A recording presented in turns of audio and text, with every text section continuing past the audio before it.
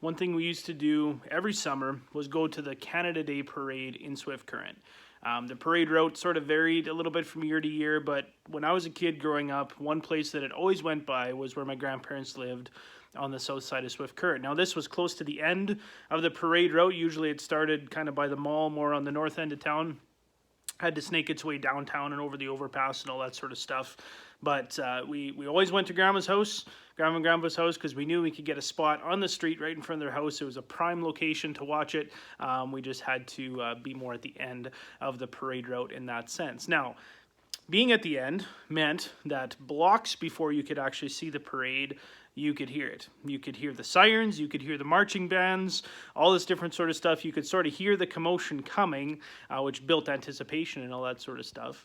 But also, being close to the end of it meant that we had to believe that the organizers would actually follow the route that they said they would, and that the parade would come as it had been promised, because we couldn't see it, right? We couldn't see it till it was there. We couldn't hear it until it was almost there as well. Now, if we would have said, we believe that the parade is coming, but when it didn't come by at 10 o'clock, because we were at the other end of the road, when it didn't come by then, if we would have gotten up and left and said, yeah, we believe it's coming, but it's not here yet, so forget this, and left, it wouldn't have really looked like we believed that the parade was actually going to come, right? It's one thing to say that you believe the parade is going to come. It's a whole other thing to put that into action and wait, which, when we did, sure enough, it came. Now, it didn't come because of the belief and faith we had, but the faith that we had that it would come led to us sticking around, and sure enough, we can enjoy the parade.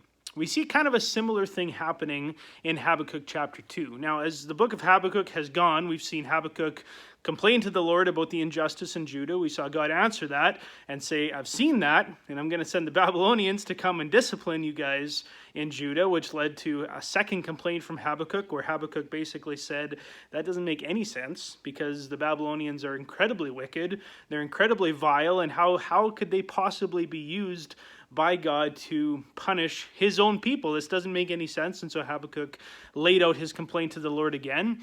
And as we saw at the end of the week last week, he said, I'm going to stand, I'm going to wait, I'm going to see how God answers. And so we see him showing some faith in God at that point.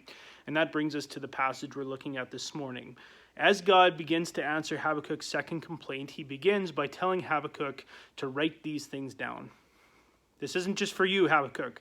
You need to write this down so that others can see it, but you also need to write it down because it's going to take a while for these things to happen. Now, God promises in this initial part, in verses 2 and 3, that his good timing will not delay. These things will happen, but even in how it's packaged right off the start, you get the sense that they're not going to happen in the timing that Habakkuk maybe was expecting them to happen. It's not as though God was going to come the next day and do everything he was about to say, but they would not be delayed. They would happen according to God's plan.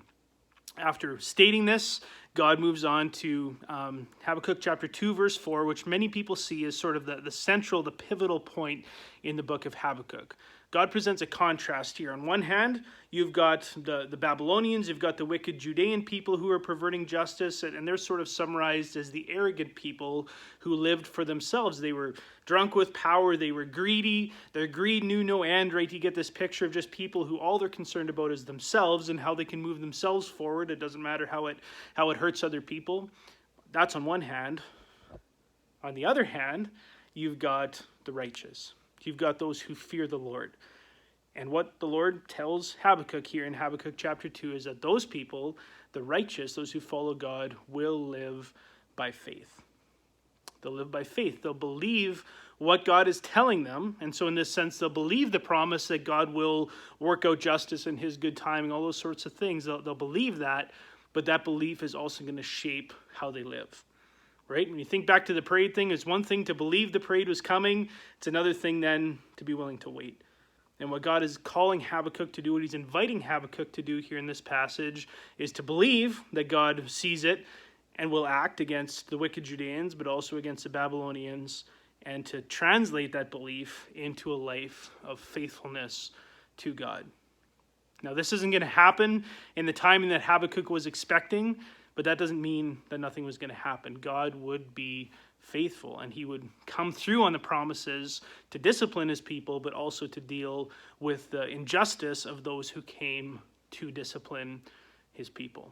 It's a call, it's an invitation to live by faith. The righteous, those who fear God, live by faith and live lives of faithfulness as they wait. I saw one commentary this week as I was working on this a little bit, stated this, and I thought this was just a good summary here, that Habakkuk wasn't called to wait with hands folded and bated breath. It's not as if Habakkuk was told by God, this will happen on this day next year, and just sit tight until then because I got this handled. It is an invitation to trust God, absolutely, because God does have this handled, but it's also a reminder that God's timing here is not Habakkuk's timing. It's different. God has a plan, it'll move forward. Habakkuk is called to trust that and to continue to live a life of faithfulness to God even as he waits.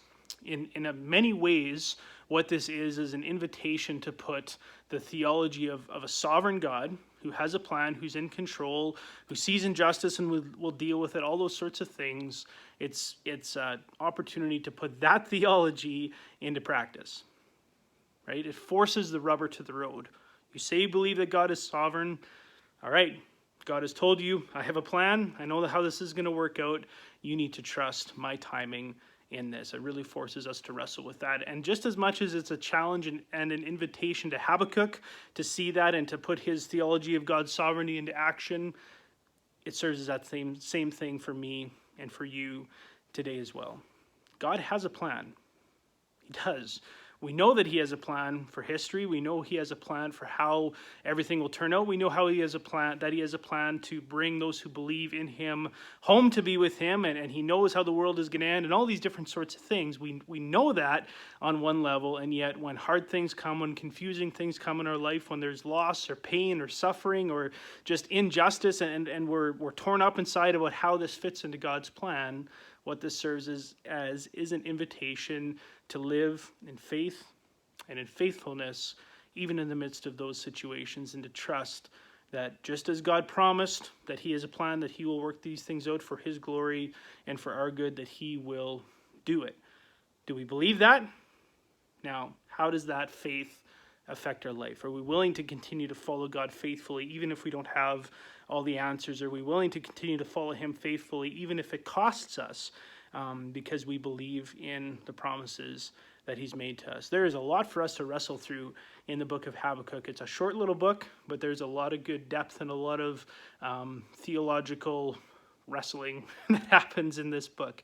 I hope you stick with us as we go, because the rest of chapter 2 and into chapter 3, there's just a lot of good meat in this, and I'm looking forward to continuing with it. But for today, I hope you're encouraged by that, and I hope that you'll consider that invitation to continue to live in faith and faithfulness, trusting that God has a plan, that he continues to work that out, and whether we see it in our lifetime or just recognize it in eternity, that God's plan will happen exactly in his timing. It's what Habakkuk was invited to do, and it's what we're invited to do today as well.